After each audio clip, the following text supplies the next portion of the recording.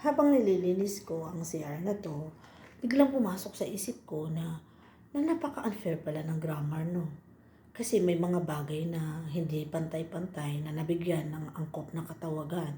Katulad ng kutsara, ang maliit na kutsara ay tinatawag na kutsarita. Samantalang tinidor, hindi naman pwedeng tawaging tinidirita.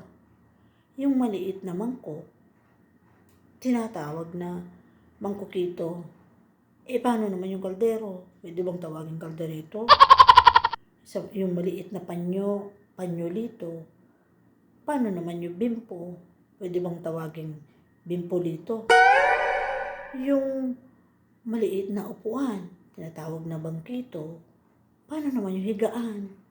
Pwede bang tawagin hiiganito? Ganon din yung kutsilyo. Ang maliit na kutsilyo, kutsilito. Paano naman yung itak?